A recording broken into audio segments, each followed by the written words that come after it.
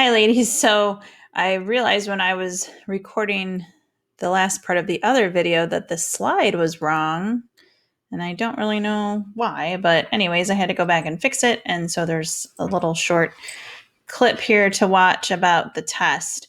So I'm going to throw this all up here. Oops. Um, Test on Friday is going to be over the entire packet. Okay, so all the way back to the stuff on Jim Crow through what we just did today. Most of you should be familiar and pretty good and set with the stuff from the past because you did pretty well on those quizzes, but definitely we want to review the note packet and your vocab. Definitely know all of the 4 amendments. So we took on 4 amendments this um, unit, and we looked at the last one today, which is actually the 16th. So 16th Amendment's federal income tax. 17th Amendment is the direct election of senators. So that was part of the 4th goal of the progressive era. 18th is prohibition, and 19th is women's suffrage. So make sure you know the difference between the 4 of those. The majority of the tests will be multiple choice. So remember from our last unit test, the document-based question. So I said that there'll be a document-based question on every unit test, and that's when you have a primary source or you have a chart or a map or something that you're going to be answering questions from that. The essay, just like in the last test, will be worth 10 points. So you will get to choose. Oh, see, that's wrong too. Okay, so there will be 2 essay questions on the test. You get to pick which one you would like to answer. That should not say Jim Crow / women's suffrage. It should say Jim Crow / segregation. So I got to fix that because it's really going to bug me. All right, so that will be on, segregation. Okay. Segregation, you've got the second question that'll be on women's suffrage. And so we're focusing on the methods that the women use to gain the 19th Amendment.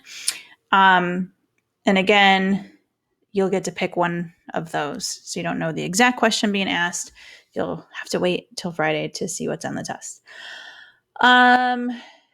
Other things to look at, always review the writing tips that you should have in your binder, along with the general rubric, which is what I use to grade. I have to say that, I think overall, a lot of you are doing really well with the writing in class. I'm still working on grading all of your essays about the temperance movement, but so far I've been very impressed this year with your writing capability. So that's a good thing.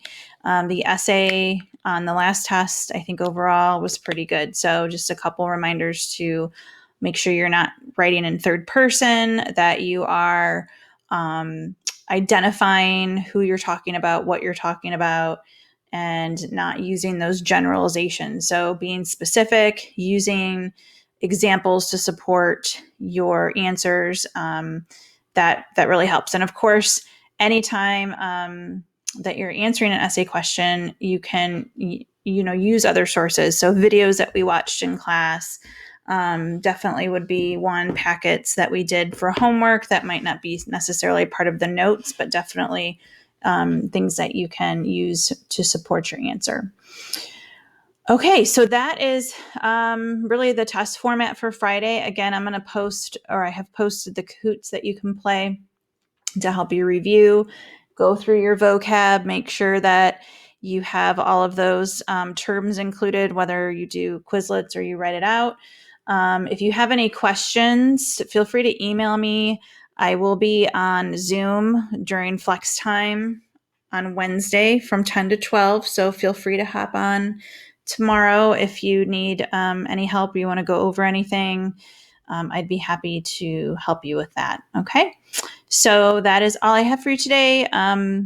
And use the rest of your time to start preparing for the test.